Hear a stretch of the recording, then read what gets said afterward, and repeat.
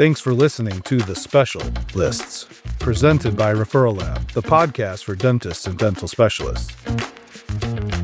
And welcome back, everyone, for this next iteration of our podcast, The Special List. Joining me today, the one and only Cameron Full. The one and only.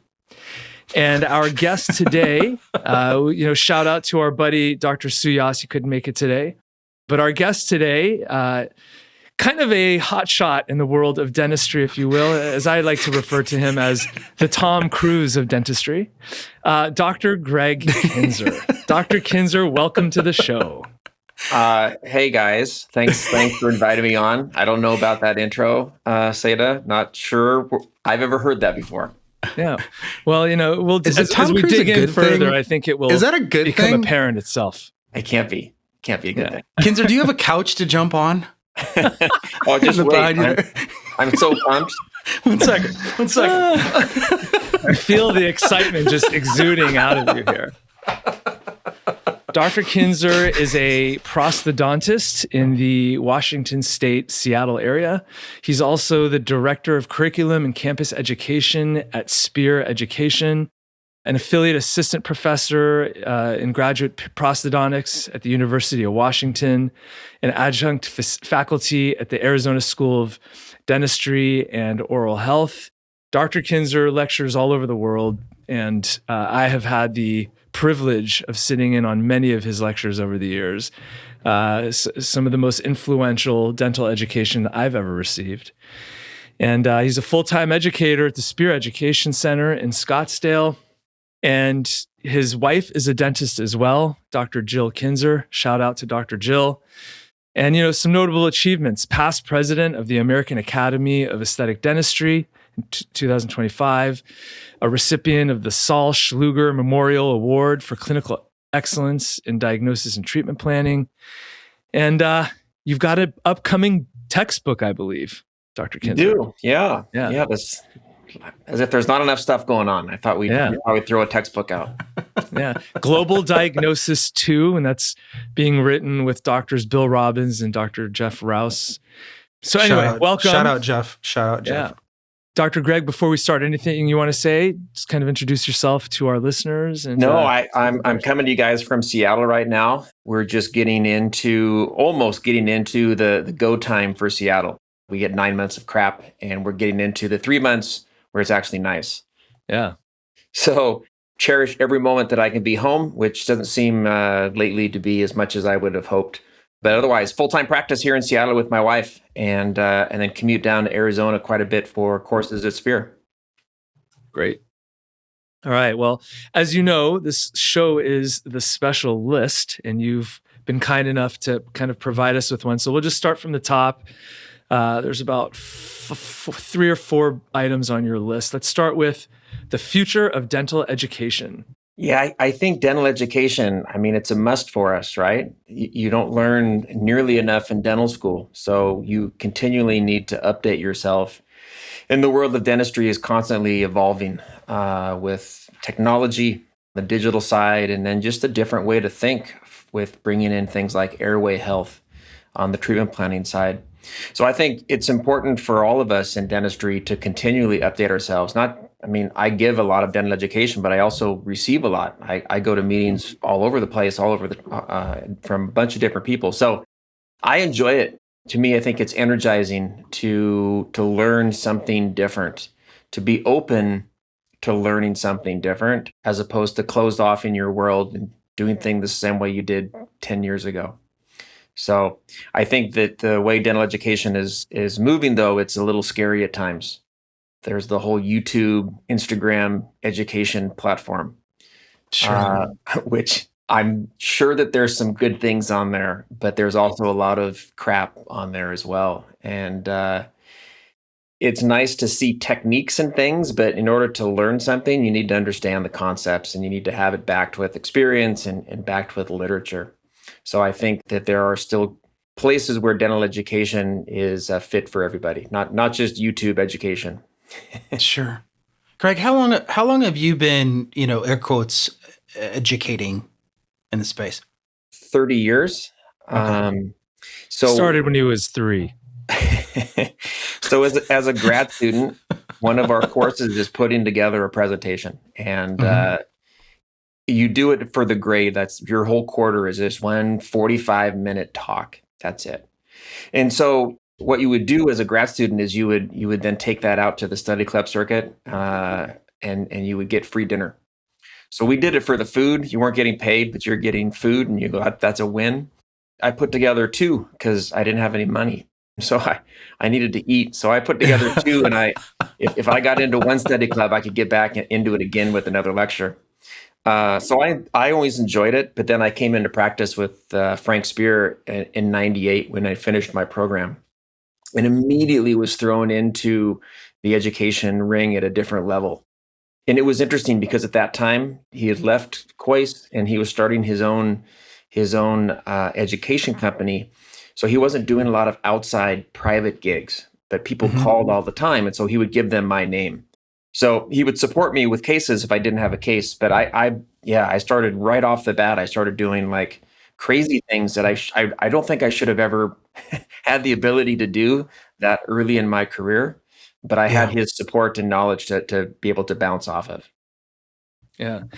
For those of you that have not had the opportunity yet to see one of Dr. Kinzer's lectures, Dr. Gregg brings a very thoughtful approach to the way he educates. And what I mean by that is, there's different types of education. Dr. Gregg alluded to it earlier, right? There's procedural, right? Like, here's a procedure, here's how you do it. You can watch a video and get some information just from a video, for example.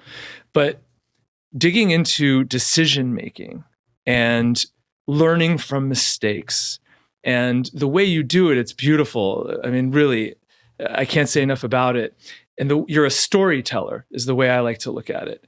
And every time I sit down in one of Dr. Gregg's lectures, there's a story. And yes, there are procedures involved and there's patience. But what the big takeaways are from the story that you're telling, and I think we should mention, you oftentimes collaborate with other colleagues and you guys seamlessly weave, it's like 2 or 3 lectures sometimes, weaving one lecture and a story together. And one will speak, then the other will speak. And it's a very, very powerful way to learn a message. Maybe you can just give us a little bit of flavor on in terms of obviously your education messages evolve over time. Where are things with your messaging right now in terms of the types of cases you're presenting and the stories that you're telling? It changes based on who the audience is. So there are things that I love to talk about, but depending on the audience, they may never see that patient.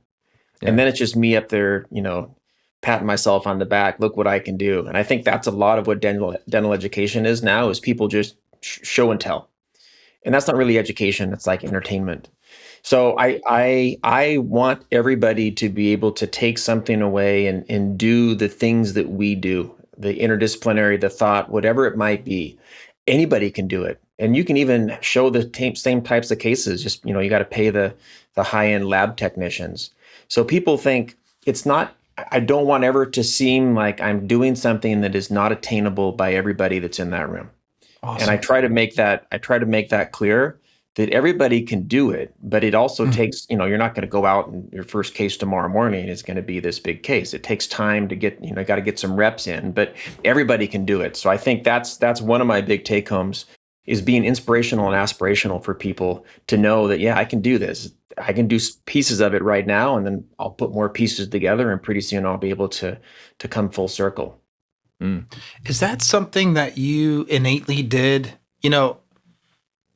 I like to think of education and educators as vocational. Like, it's a little bit of a different calling. Obviously, to practice is to know, but to teach is to really know. They say it's the flip side, right? Those that teach can't do. That's just not the truth in most cases. Good teachers, that is, not educators. Sorry, not entertainers, rather. Yeah. But when did you do that early? Was that something that you committed to right out of the gate? I mean, because you've had a lot of reps at this. Yeah, it's funny. I have people come up to me and they say, I saw you when you first joined Frank, and then they go, I don't want you to take this the wrong way, but you've come a long way. And I said, I mean, obviously, I'm not going to take that the wrong way because it's a craft that you continually get better at Sure. the more that you do. And it's interesting because Seda, you said like you tell stories, you're a storyteller. I think that's one of the things that I've evolved with over time, and I think I picked that up from good speakers are actually good storytellers because a story re-engages the audience so they focus again, as opposed to I used to think I got so much stuff I got to tell you, I'm just going to spit out a bunch of knowledge, you're welcome. Yeah. And what I learned from Frank watching him is that you got to give knowledge, but you got to back up stories to re-engage people, and then it makes them kind of pinpoint on to what you're saying. So Yeah. I have worked hard and I have had many reps at it. And it's interesting, one of the kids yesterday, they were over for Mother's Day, and one of them said, "Hey," because I was working on a lecture, and they go, "Hey, do you get nervous doing this?" I said, "It depends." I said, "Yeah, I do. I will still get nervous on big groups where the people in the room are peers or they're mentors of mine. They're the people that I've read their textbooks and articles. Yeah, I'm going to get a little nervous." And I don't think it's a bad thing. I think it's you play off of the energy that it creates as long as you know it's going to happen. Yeah. If you don't know you're going to get nervous and you're going to just freak the shit out, it's going to go bad for you. Yeah. But if you anticipate it and you can use the energy for a good thing, then I think that makes a lot of sense. Yeah. So where's education going, Greg?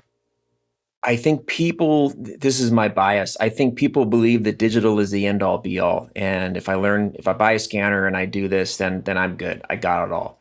And I think that's a mistake because thinking in the planning process is the most important thing. You can learn a technique by watching a video and you can play with it on a lab bench and you can figure out how to do it. But in order to think your way through it, I think you end up having to have a camp that you think like.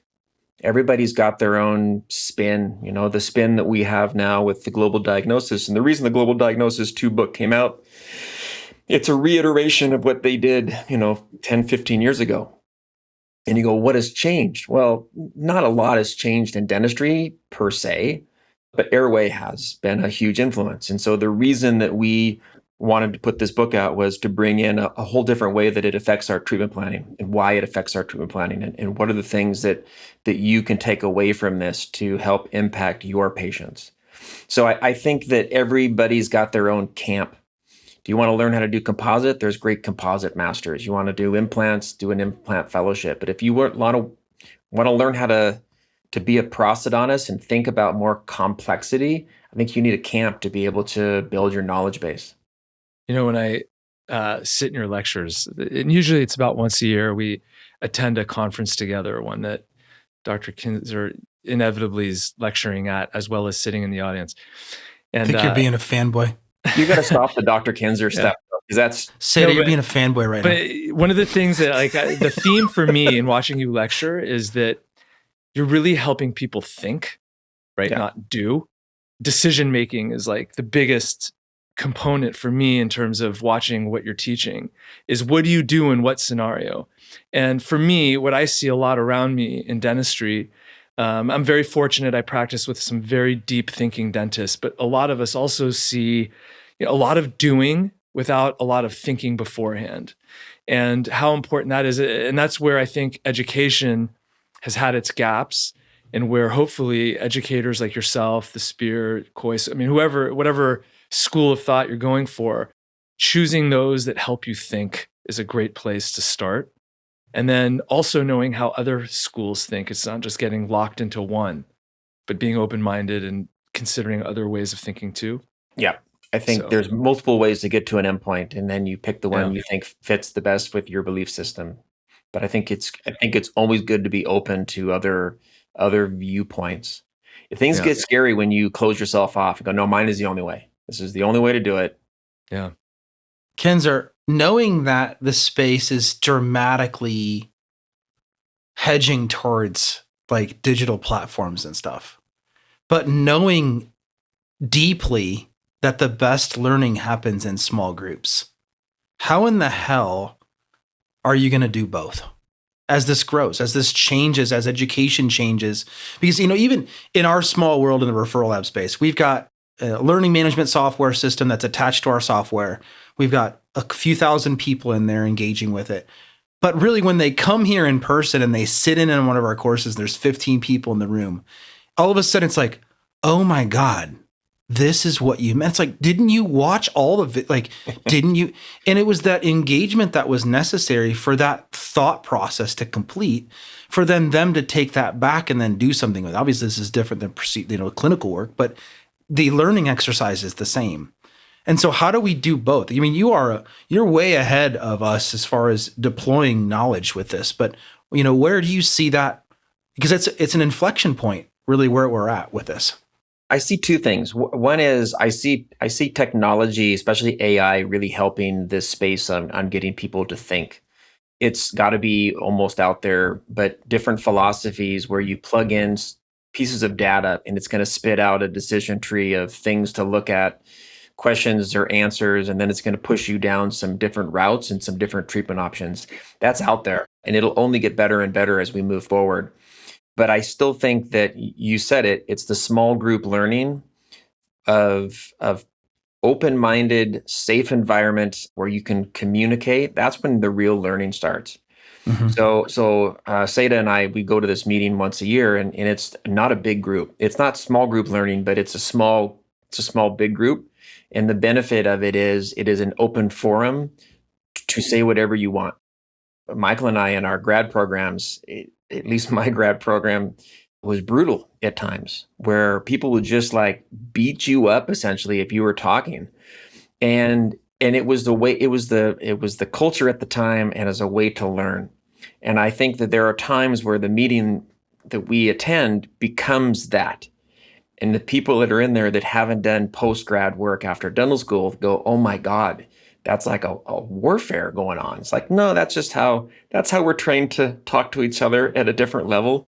But I think it's good. I think you have to understand that it's a benefit for all of us, as opposed to jump on the defensive and have to defend it. You might hear something that's better. Yeah, that's a good point. I didn't think of it that way. That's just changed my way to think. I'll never forget the first I presented some pre-dissertation work at a management conference, and I was not prepared. I thought I was prepared. Oh shit!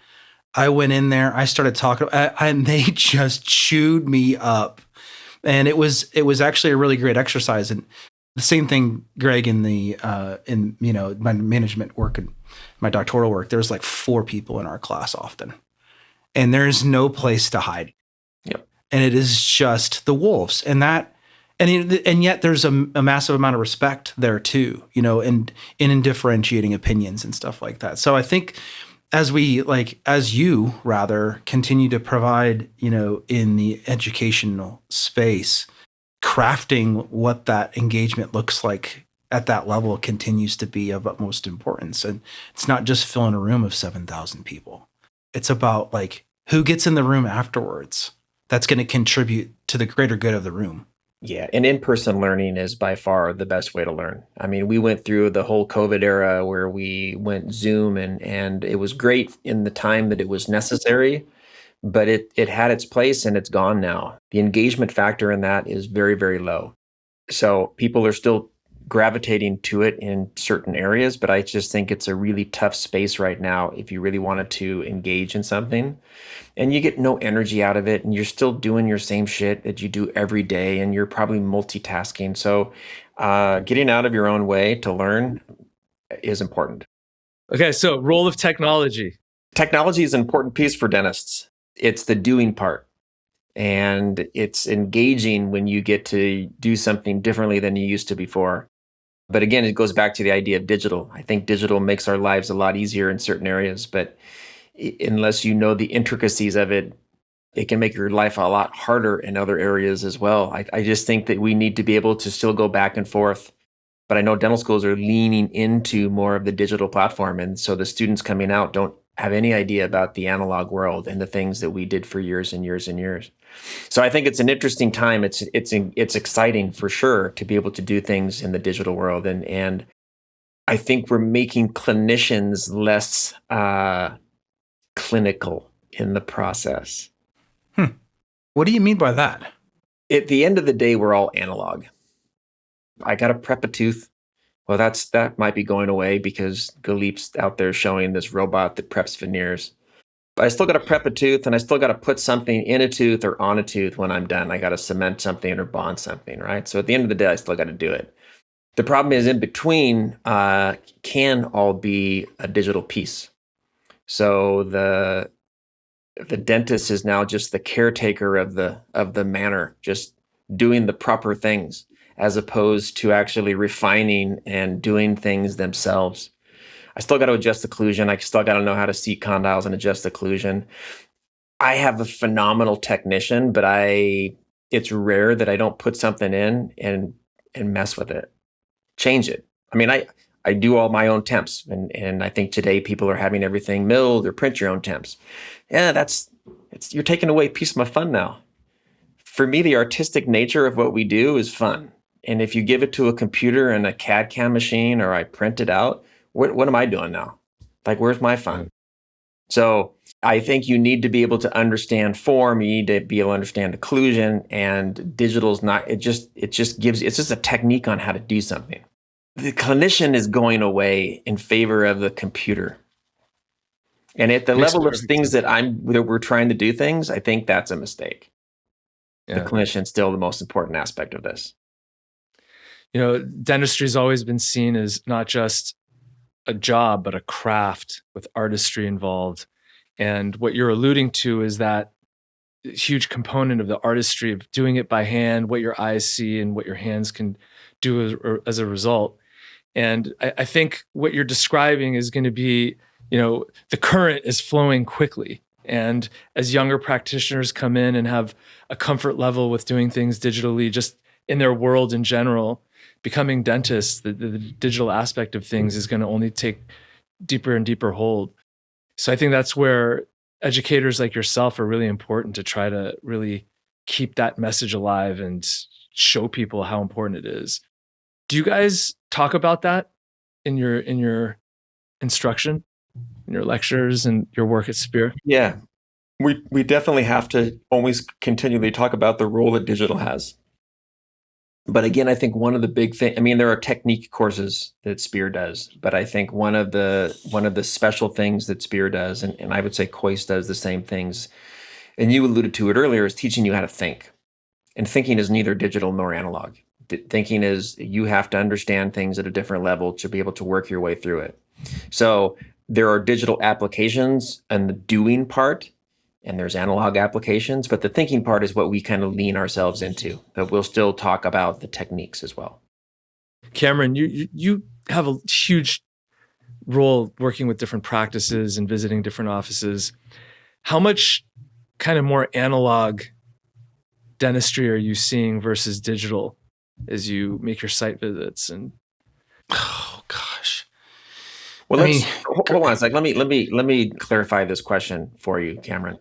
What does it mean? What does it mean to be digital? Because I think, unfortunately, today, if you have a scanner, if you're a dentist and have a scanner, you go, I'm digital, right? The real digital application starts after the scan is taken. That's what makes them digital. How are you using that data, and who is using it?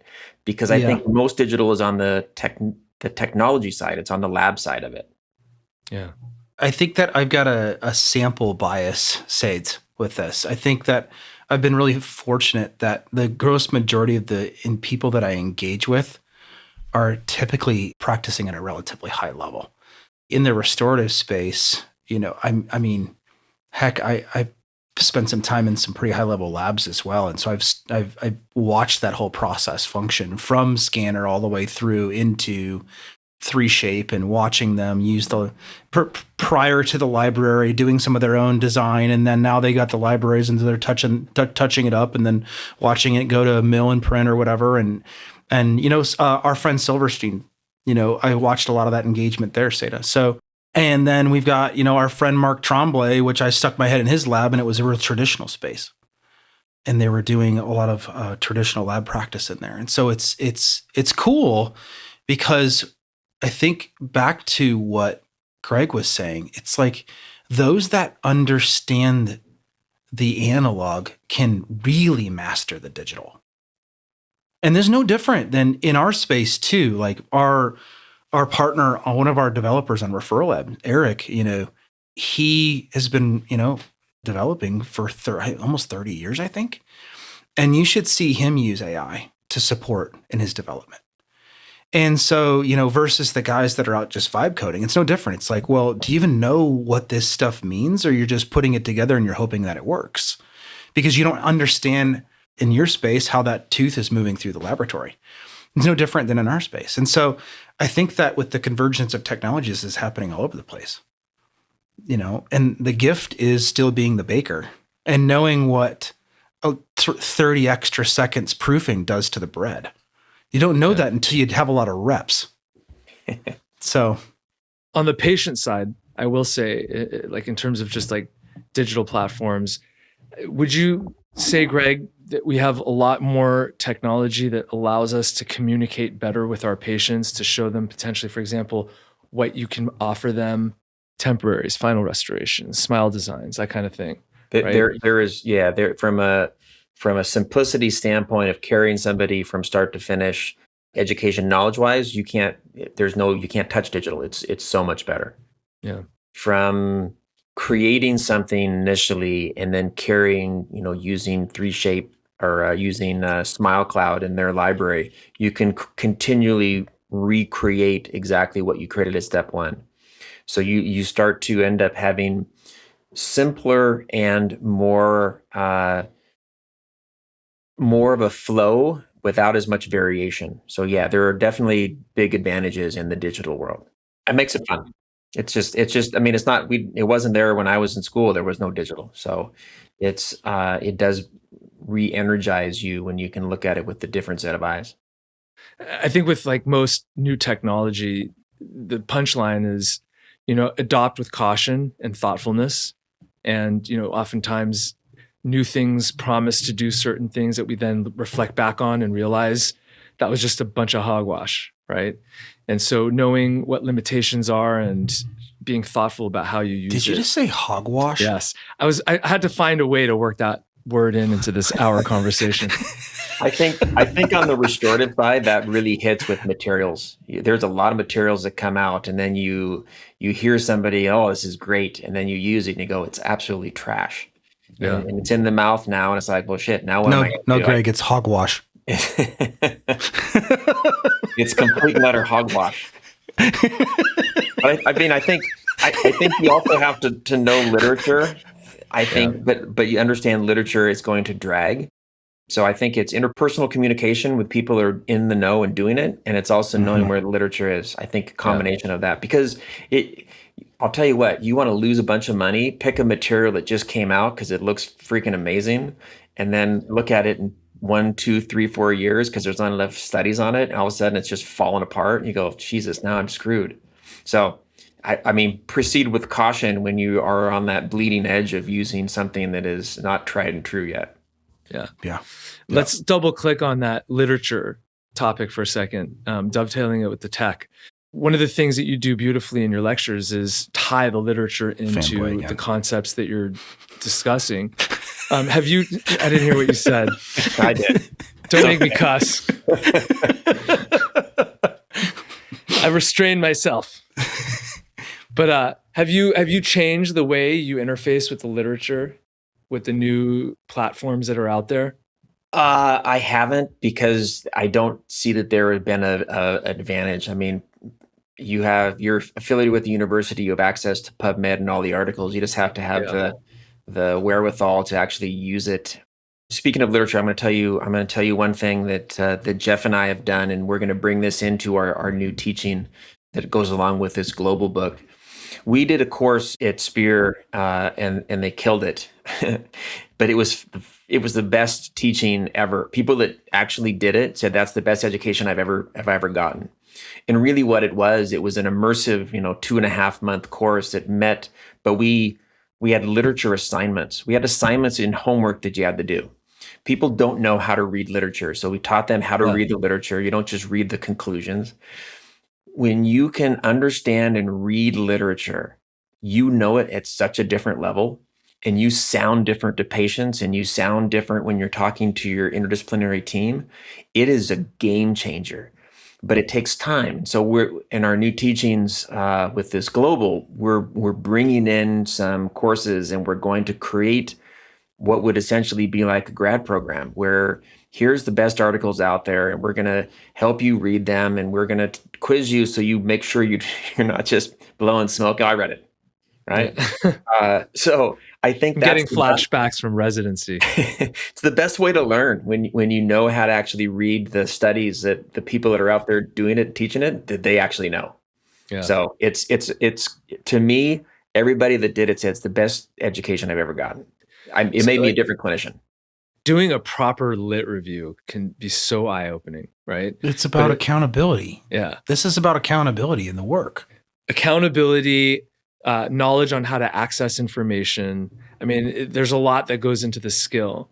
And that's where, I have a kind of an interest in how AI is going to be used to influence that, right? You've got these platforms now like Open Evidence or some of the other ones that help you kind of dig into the literature in a different way.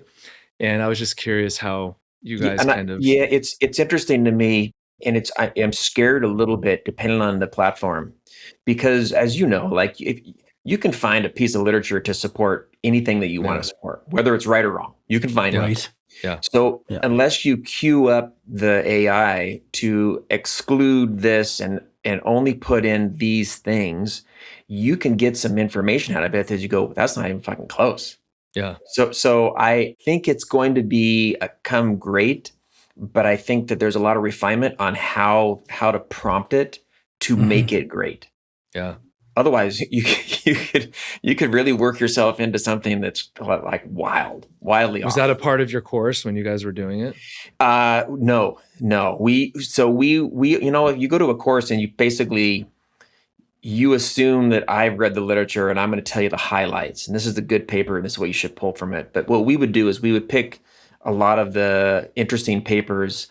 So you would read it and you would actually be able to know now that information. Not that I told you, but you know it in your soul. And it changes you. Yeah. Makes sense. While we're talking about this, I miss that about my education, Greg. The thirst for knowledge.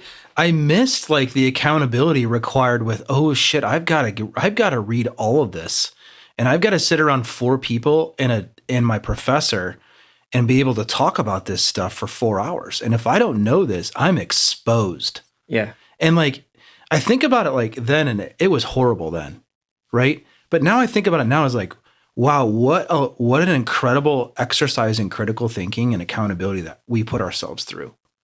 And scared straight. Oh yeah. I mean, that's the truth. I was like, I'm like, man, I kind of missed that. It was bullshit. I mean, it was hogwash. I don't know if I miss it. But now you're making other people do it. It does bring up a lot of like anxiety back in those days. Right. But now it's just part of life because it's just different. Yeah. All right. Failing is growth. Yeah, that's a tough one for me because for years failing was a no-go. I can't do that. I can't fail. And now failure to me, it became stifling. I like to golf. If I have some time, I'll golf. And I'm decent. But this idea of competency squirts into every piece of my life. Right? I played all sorts of sports when I was growing up, and I was pretty good. I had no stress. I didn't care. I just was doing something that I loved, and it didn't matter if I made the shot or I didn't make the shot. You just were out there. And today, I got to not today, but I got to the point in my life where the fun of it was gone because the failure, I couldn't fail. Like, I don't want the last shot now because if I miss it, then, oh, geez. Right. And I think that works into dentistry. It's like you don't want anything to go wrong. Well, shit is going to go wrong all the time. And it's okay. As long as you know that you've done the correct thing, because you can support it, as long as you know you can work your way out of it and know how to fix it, real growth happens when shit doesn't go like you want it to go. Absolutely. But it took me years before I was okay with that. because it all of a sudden was in every part of my life where, like, if I did something, if I'm not good enough in your eyes, and I don't even know what you're thinking, I'm just thinking you're judging me. It starts to overrule your life. So I think failure, I think we have to be okay with it. I think it's good. It's good. It's good. Not you get more out of it if it doesn't go well than you do if it goes swimmingly. I relate to what you said a lot. When I was younger, I was so carefree about, try something. If I'm good at it, great. If I fail, I can try again. And I don't know what it is. Is it our profession that kind of trends us towards becoming perfectionists, or did we choose the profession because inside we are perfectionists? It's kind of chicken or the egg, but yeah, it's a tough one. Failure is tough. It's been a huge growth for me to be able to understand that it's okay. I still hate it, but it won't like dry me up where I can't function. Yeah, where it just takes the fun out of it. Well, as a new friend of yours, Gregg, I will say I will not hesitate to point out your failures when I identify them from time to time. You can count on me, Gregg, you're going to get it. You're going to get a call. Like I get these random calls about every 3 or 4 months from Seda on like a Saturday at like 2:00. And I'm like, Cam, hey, I was thinking about this conversation that happened. I know exactly what you're talking about. I really want to point out that I expected more from you. I'm going to call you very disappointed at some point, Gregg. And it's like, Seda's doing it because he loves you and he wants the best for you and he wants you to be the best version of yourself. But at the same time, you're like, fuck you, man. Like, it's just... Hey, it's for your own good. You know it's coming, Kinzer. It's I'm sure it is. And I'll be sitting, God damn it, Cam warned me about this. There you go. I'll tell you what, though, depending on where the information is coming from, it can either be a win or it can be a like, absolutely screw you, buddy. Yeah, right? Of course. And I think if you surround yourself with people who you value their thoughts and opinions and you trust them, it's all good. I was walking my dog. I was with my wife. We were in a park and I get this call from Seda. And I was like, dude, now I was absolutely correct in my thoughts though. I'm kind of curious what he was calling you out on. Because then he calls me a couple of weeks later and he's like, Seda, God, I really messed up. I really, really messed up and I'm struggling with this. And I didn't assuage his concern. I just let him sit in it. Right? That discomfort is where the growth assuage. happens. That's where the growth happens. Oof. Yes, that's where the growth happens. Hey, and that's why we're talking. Failing is growth. It is, right? Yeah. It's just tough. And you're right. I don't know if it's our profession that created us or if we came into the profession because we have that piece about us. But whatever it is, there's a lot of us in this space. But I think in life, I think it's in life too. Yeah.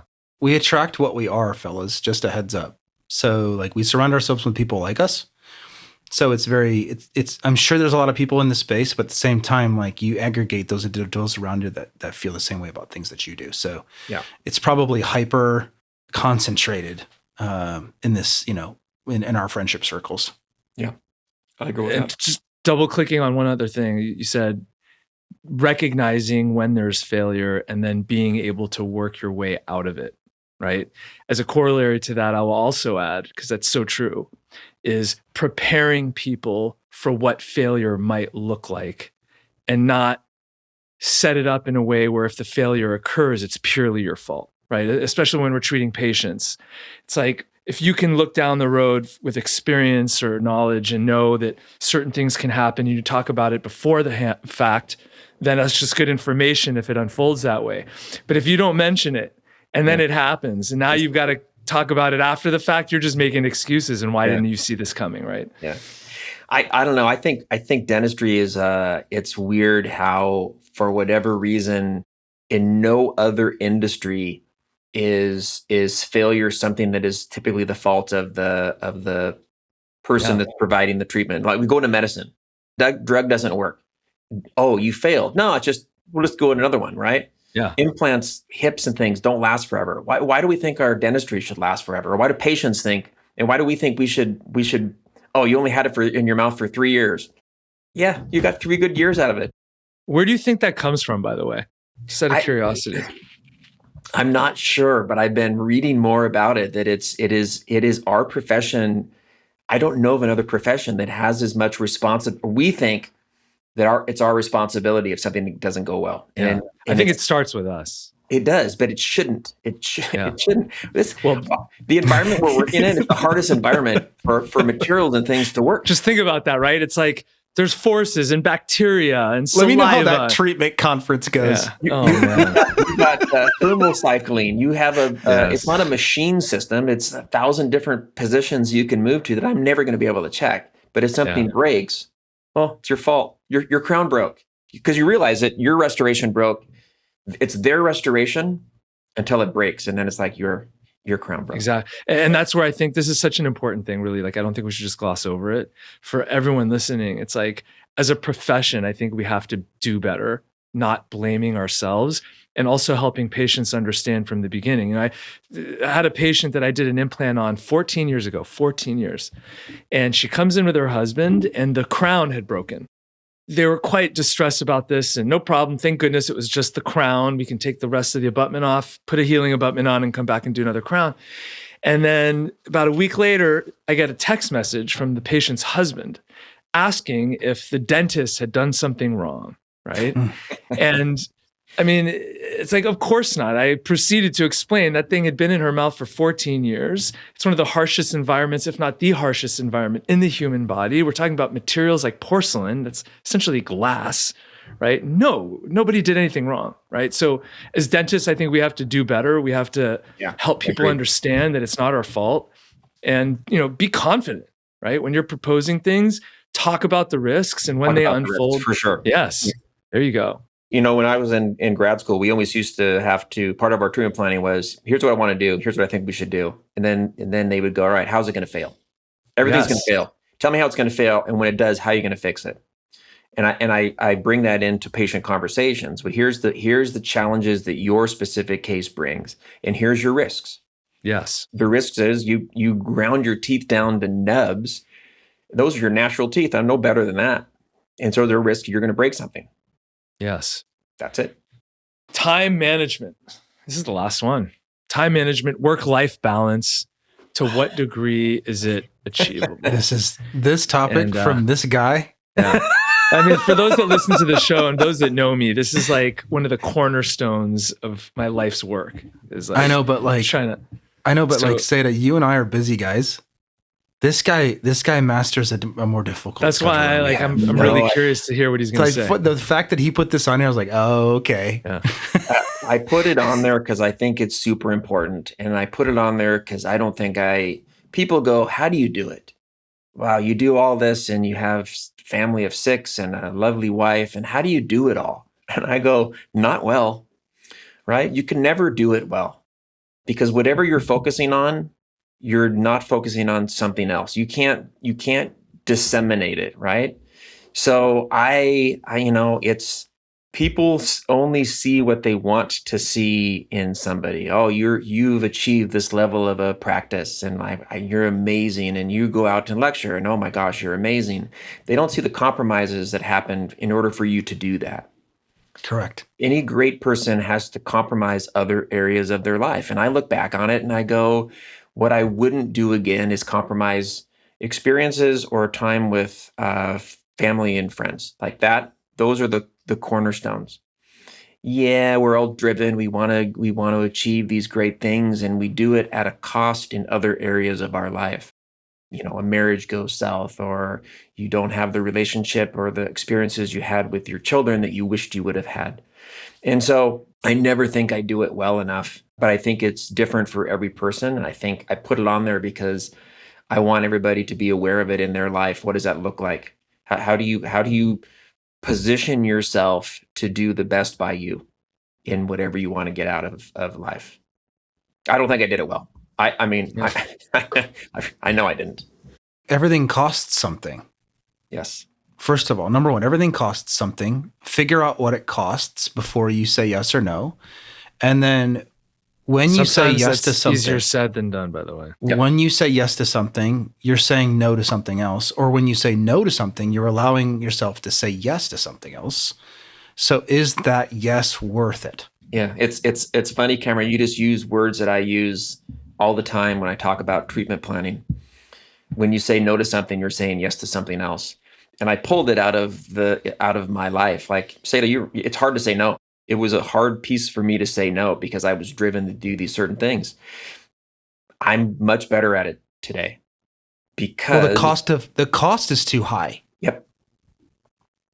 Yeah. Time is our only commodity. It's our most important commodity. 100%. So, okay. And so based on that, if you were to go back and talk to 30-year-old Gregg, what would you want to say to him? It was only 7 years ago, but hey, you're back. I think the things that I would say are things that somebody else told me.